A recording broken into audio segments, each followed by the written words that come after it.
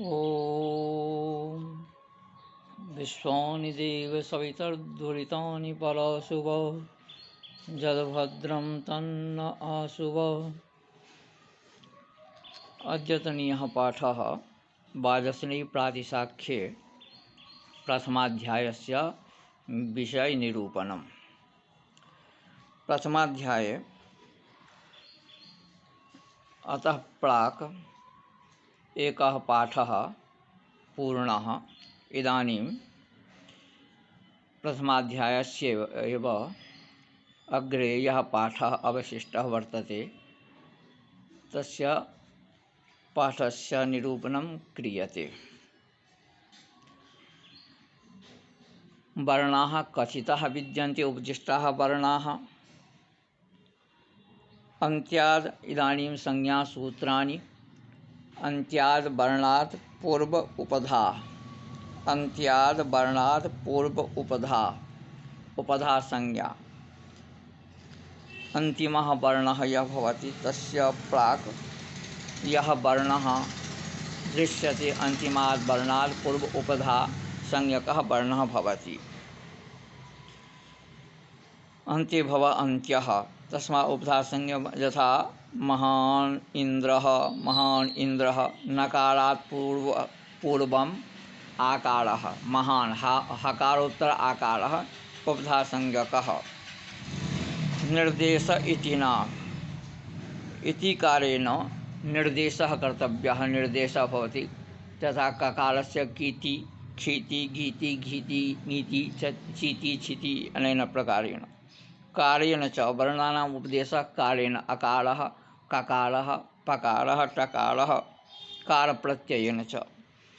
अव्यवहितेन व्यञ्जनस्य स्पर्शसंज्ञकाः वर्णाः विद्यन्ते। तत्र व्यञ्जनस्य निर्देशो भवति कारप्रत्ययेन। यथा ककारः, पकारः, सकारः। एफेन च, एफेन च। रकारः नैव, एफ इति न। रेफं स्वरधौ एफेन, तस्मात् रकार इत्यस्य उच्चारणं रेफः भवति, रेफ वर्णः।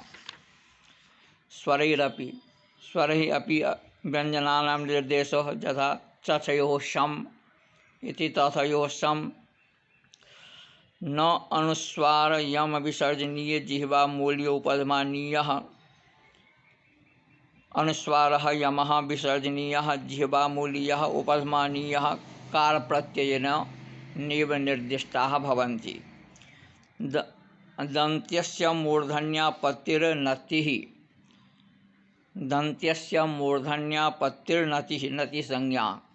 दन्त्यवर्णस्य मूर्धावर्णः यदा भवति मूर्धन्यभावः नतिः उच्यते। यथा परिसिञ्चति दन्त्यसकारस्य मूर्धन्यसकारे उपदेशः इति। तत्र नतिसंज्ञा। समानस्थान करणास्य प्रयत्नः सवर्णः। सवर्णसंज्ञा केन भवति? समानस्थान तुल्यास यद् वर्तते तुल्यस्थानं भवेत्, उच्चारणस्थानं तुल्यं भवेत्, तर्हि सवर्णसंज्ञा भवति। आभ्यन्तरबाह्यप्रयत्नश्च समः भवति, सवर्णसंज्ञा। समानस्थानकरणास्य प्रयत्नः सवर्णः, सवर्णसंज्ञा भवति, सवर्णसंज्ञा क्रियते। समानम् एकं स्थानं करणम् आस्य प्रयत्नम् आभ्यन्तरबाह्यप्रयत्नं यस्य स सवर्णसंज्ञा स्यात्। तथा च इदानीं सिमसंज्ञा। सिमादितो अष्टौ स्वराणां सिम आदितः। आदितः ये अष्टौ स्वराः विद्यन्ते ते सिमसंज्ञकाः भवन्ति। यथा अ, आ, इ, उ, ऋ, इति अष्टौ वर्णाः सिमसंज्ञकाः वर्णाः विद्यन्ते। सन्ध्यक्षरं परं। तथा च अनन्तरं ये स्वराः अवशिष्यन्ते ते सन्ध्यक्षरसंज्ञकाः भवन्ति। यथा ए, ऐ, ओ, औ सन्ध्यक्षर संज्ञकाः भवन्ति। ए, ऐ, ओ औ अकंठ्यो भावी भावी संज्ञा यस्य कंठ्यः कंठ्यात् भिन्नः कंठ्यात् तथा अ आ इत्यस्मात् भिन्नः स्वरः भावी संज्ञकः भवन्ति। ई उ री री लृ लृ ए ऐ ओ औ इति भावी संज्ञकाः वर्णाः। व्यंजनं कादि ककारादि व्यंजनं भवति। ककारादयः वर्णाः व्यंजनवर्णाः सन्ति। अनन्तरं संयोगः संयोगसंज्ञा अनन्तरं व्यवधानरहितः वर्णः संयोगसंज्ञकः भवति। स्पर्शेषु एव संख्या स्पर्श वर्णानामेव संख्या ज्ञातव्याः। ककारादयः पंचवर्गाः पंचवर्णाः समाम्नाय स्पर्शसंज्ञकाः स्पर्शसंज्ञकाः इमे सन्ति। ये ककारादयः दो प्रथमो जित् वर्गस्य दो प्रथमो जित् संज्ञकौ स्पर्शेषु संज्ञा तथा क ख छ छ त थ ट ठ प फ इति जित् संज्ञकाः वर्णाः सन्ति।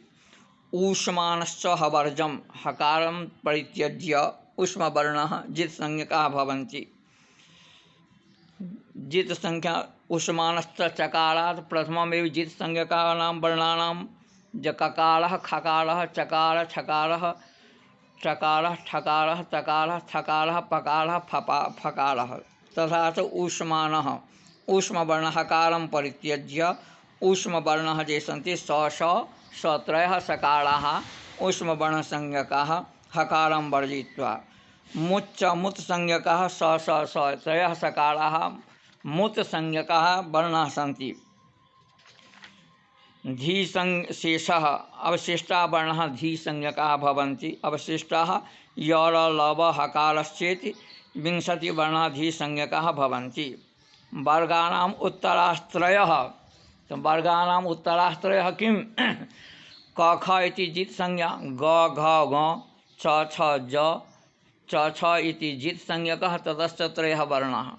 अनन्तरं यौर ल व ह इति विंशतिवर्णाः धी संज्ञकाः। द्वितीय चतुर्था शोष्मानः ख छ ठ थ फा चतुर्थाः घ झ ढ ध भा एते द्वितीय चतुर्थाः द्वितीयवर्णाः वर्गस्य तथा च चतुर्थवर्णाः ऊष्मसंज्ञकाः भवन्ति। अमात्रस्वरो ह्रस्वः अकार परिमाणः ह्रस्वः एकमात्रा भवेत् ह्रस्वः यस्य संहिता तो शिक्षायां कथनं वर्तते। मात्रा च पुनश्च मात्रा अपि भवति। मात्रा कालः द्विस्तावन् दीर्घः द्विस्तावान् दीर्घः दीर्घसंज्ञकः द्विमात्रिकः। पुलुतस्त्री पुलुत मध्ये पुलुत संज्ञकः भवति। ह्रस्वस्य त्रिगुणकालः व्यंजनम् अर्धमात्रिकं व्यंजनम् अर्धमात्रा तदर्थम अणु अणु अणु अणु भवति। तदर्थम अर्धमात्रार्धम अणु इति। परमाणु अर्धानुमात्रा परमाणु अर्धानुमात्रा भवति स्थाने।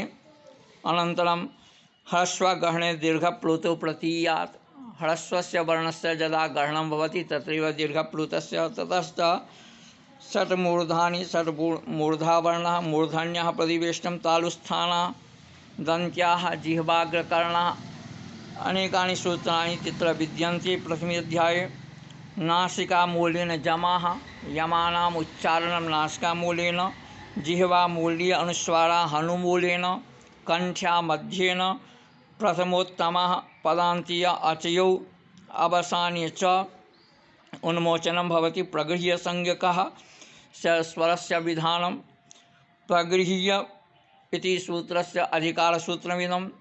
एकारे कारोकारा द्विवचनान्ताः अयं भावः द्विवचने स्थितः एकारः ईकारः ऊकारश्च प्रगृह्यसंज्ञकाः भवन्ति प्रगृह्यसंज्ञकाः भवन्ति। एकारः ईकारः ऊकारश्च एते त्रयः प्रगृह्यसंज्ञका द्विवचनान्ते। ओकारश्च पदान्ते अनवग्रहः। ततश्च तमु स्वरोक्षरं स्वरः अक्षरसंज्ञकः भवति। तत्रैव अक्षरसंज्ञकस्य सूत्रस्य विषये यत् स्वरोक्षरमत्र इत्यत्र प्रतिपादितं तत्रैव तो ऋक्प्रातिशाख्ये सव्यञ्जनः सानुस्वारः शुद्धो वापि स्वरोक्षरम् सव्यञ्जनः सानुस्वारः शुद्धो वापि स्वरोक्षरम् सहाद्यर्व्यञ्जनैः संयोगाधिपूर्वस्य ततश्च स्पर्शवर्णाः व्यञ्जनसंज्ञकाः व्यञ्जनवर्णाः स्पर्शवर्णाः सन्ति अवसितं च व्यञ्जनेन व्यञ्जनं स्वरेण सस्वरं ह्यस्तने दिवसे अपि अयं पाठस्य अंशः आसीत् यद् व्यञ्जनवर्णस्य तो स्वरप्रदर्शनं कथं भवति इति व्यञ्जनं स्वरेण सस्वरं व्यञ्जनं स्वरेण सस्वरं यथा तो याज्ञवल्क्यशिक्षायाम् एकः श्लोकः पठ्यते यत्र कथयति यत् बलवान् राजा यथा तो कस्यापि राज्यं स्वीकरोति अधिकरोति तद्वदेव स्वरः व्यञ्जनं स्वीकरोति व्यञ्जनं स्वरेण सस्वरं शिक्षा पूरा व्यञ्जनं स्वर उच्चः स्वरो नीचः स्वरः स्वरित एव च स्वरप्रधानं ते स्वरं व्यञ्जनं तेन सस्वरम् एष श्लोकः वर्तते स्वरः उच्चः उदात्तः स्वरो नीचः अनुदात्तः स्वरः स्वरित एव च स्वरितः स्वरप्रधानं तैश्वर्यं त्रैश्वर्यम् उदात्तानुदात्तस्वरितस्वराः व्यञ्जनं तेन सस्वरं व्यञ्जनं तेनैव तो स्वरवर्णेनैव सस्वरम् उच्चे उदात्तः नीचे इति प्रोक्तं ततश्च तो अष्टौ स्वरितसंज्ञकानां भेदाः अपि विद्यन्ते ते स्वराः हस्तेनैव प्रदर्शितव्याः तेषां स्वराणां प्रदर्शनं हस्तेन कर्तव्याः हस्तमाध्यमेनैव तेषां स्वराणाम् उच्चारणं कर्तव्यं तस्मात् हस्तेन ते प्रदर्शितव्याः चत्वारः तिर्यक्स्वरिताः उदात्ते अनुदात्तं तस्य आदित उदात्तं सप्तस्वराः कुत्र भवन्ति सामवेदे सप्तस्वराः कथिताः यत् सप्तस्वराः कथं भवति तो उच्चौ निषादगान्धारो नीचा वृषभधैवतो शेषास्त्र स्वरता गेयः षड्मध्यम पंचमः तो उच्चौ निषादगान्धारो इत्युक्ते किं निषादगान्धारो उच्चौ अर्थात् उदात्तौ उदात्तमध्ये एव तस्य तयोः पर्यवसानं भवति भवतः तथा च उच्चौ निषादगान्धारो नीचा ऋषभधैवतौ च नीचा इत्युक्ते अनुदात्त मध्ये तयोः पर्यवसानं तथा च शेषाः स्वरिता गेयाः शेषाः ये षड्मध्यम पंचमः ते शेषाः स्वरितसंज्ञकाः सप्त तस्मात् त्रीणि यजुर्वेदे त्रयः स्वराः उदात्तः अनुदात्तः स्वरितश्च द्वौ शतपथब्राह्मणे द्वौ स्वरौ भवतः उदात्तानुदात्तो भाषिकलक्षिकौ शतब्राह्मणे भाषिकस्वरतानलक्षणम्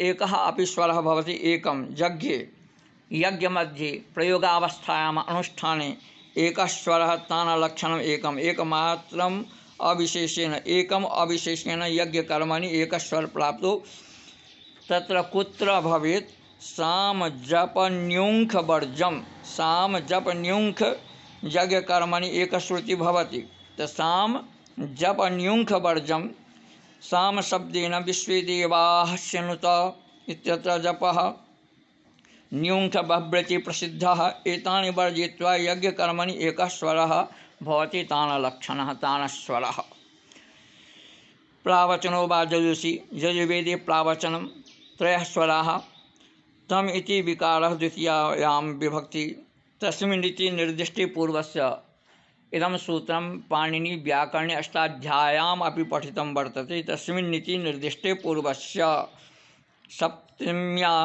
सप्तम्या निर्दिष्टः वर्णः पूर्वेण ज्ञातव्यः तस्माद्युत्तरस्यादेः षष्ठीस्थाने योगा तेनेत्यागमः अंतरेण पर्वणि पुनश्च वर्णस्य अदर्शनं लोपः। अदर्शनं लोपः इति सूत्रं वर्तते, परन्तु लोपसंज्ञा अत्र केन भवति? तो वर्णस्य अदर्शनं लोपः। वर्णस्य अदर्शनं यद् न दृश्यते केनापि कारणेन कयापि प्रक्रिया यस्य वर्णस्य लोपः जातः स अदर्शनं भवति, तत्र लोपसंज्ञा विकार्य नासन्नं। पुनश्च सन्निकृष्ट विप्रकृष्टयोः सन्निकृष्टस्य समीपस्थ दूरयोर्मध्ये समीपस्थस्य विग्रहणं कर्तव्यं। तत्रयं परिभाषा सन्निकृष्ट विप्रकृष्टयोः परिभाषा सूत्रमिदं। द्विमात्रे आम्रेडितं पदं यत्र बालद्वयं भवति तत्र आम्रेडित जज्ञा जज्ञो वो अग्नये गिरा गिरा च रक्षसे आम्रेडित संज्ञायाः फल आम्रेडिते च उत्तरः संहितं स्थितोपस्थितं शेतिकालं केवलं तु पदं स्थितं तत् स्थितोपस्थितं नाम यत्रोभे आह संहिते। ऋक् प्रातिशाख्ये ऐसा कारिका वर्तते। उपस्थितं शेतिकालं केवलं तु पदं स्थितं तत् स्थितोपस्थितं नाम यत्रोभे आह संहिते। संहितावत् अवग्रह स्वरविधौ परं तु सर्वं चेत् अनुदात्तम्। अनेन प्रकारेण अनेके विषयाः अवग्रहस्य वर्णनम् एकवर्णः पदम् अप्रिक्तसंज्ञायाः सूत्रं वर्तते। एकवर्णः पदम् अप्रिक्तम्। एकवर्णः पदम् अप्रिक्तसंज्ञकं भवति। एकवर्णः अप्रिक्तवर्णविक्रमः उ आ इति अप्रिक्तसंज्ञायाः प्रयोजनम् अप्रिक्तमध्यानि त्रीणि स विक्रमः। अवग्रहः न त्वितिकरणं पूर्वोत्तरः संहितः पदविच्छेदो असंहितः। अनेन प्रकारेण अनेके विषयाः वर्णानाम् एक प्राणयोगः संहिता संज्ञा। तो वर्णानाम् एक प्राणयोगः संहिता वर्तते। वर्णानाम् एकोच्छ्वास उच्चारण प्रयोगः पदे वा वाक्ये विश्रामः सा प्राणसंहिता भवति। वर्णानाम् एक प्राणयोग विप्रतिषेधे उत्तरं बलवत् अलोपे विसर्जनीयो लिखितः। विसर्जनीयः वर्णः रिफिर् संज्ञकः भवति। रिफिर् संज्ञायाः प्रयोजनं संज्ञाकरणे भाव्युपधस्य रिद् विसर्जनीयः करिति कर अनुदात्तम् अन्तः अन्तरनाद्युदात्तम्। अनेन प्रकारेण स्वः पदम् अनरणे जित् परः बाह सवितः पुनस्त्वष्टर्नेष्टरर्को होतर मातर प्रातर जामातर रजीगः प्रणेतिरिति च एते वर्णाः एते शब्दाः एतानि वा पदानि रिफितसंज्ञकानि भवन्ति।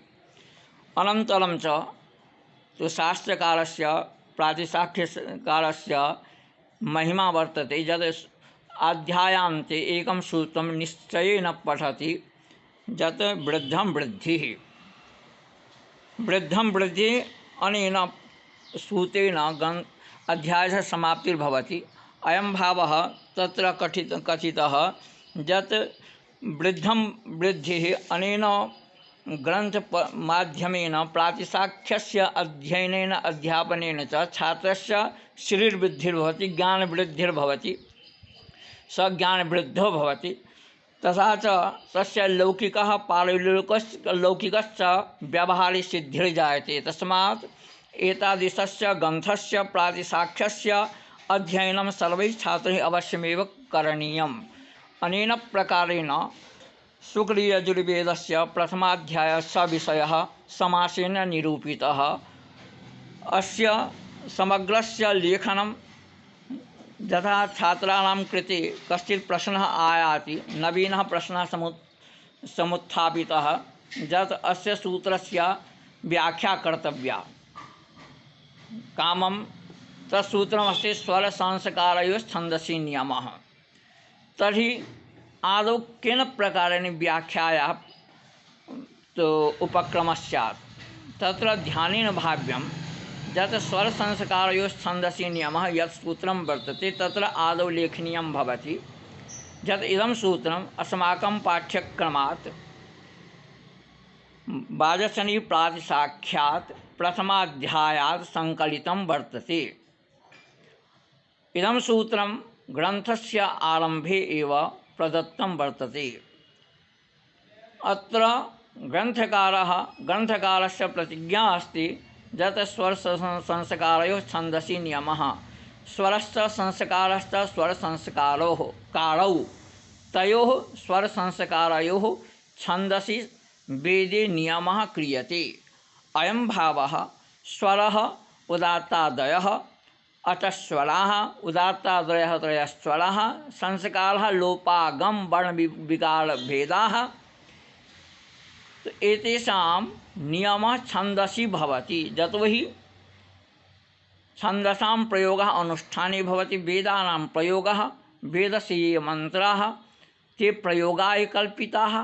तस्मात् वेदस्य सम्यक् फलप्राप्तये अनुष्ठानस्य सिद्ध्यर्थं तो स्वराणां तथा च वर्णविकारादीनां संस्काराणां लक्षणं निरूपणम् अत्र क्रियते। अनेन सूत्रेण ग्रन्थकारः तो ग्रन्थकारः प्रतिज्ञां करोति यत् संस्कारयोः नियमः कः नियमः कथं केन नियमेन स्वरस्य वा स्वराणां प्रदर्शनं भवेत्, कः स्वरः तस्य उच्चारणकालः तस्य स्थानं हस्तेन ते स्वराः हस्तेनैव प्रदर्शनीयाः। एतत् सर्वं विज्ञापनम् अनेन सूत्रेण कृतम्। तस्मात् तत्र छात्राणाम् उपकाराय एषः पाठः मया कल्पितः। ओम इदं विष्णुर्विचक्रमे त्रेधा निदधे पदम् समूढमस्य पागुं सुरे स्वाहा। ओम विष्णवे नमः। ओम विष्णवे नमः। ओम विष्णवे नमः। ओम विष्णवे नमः।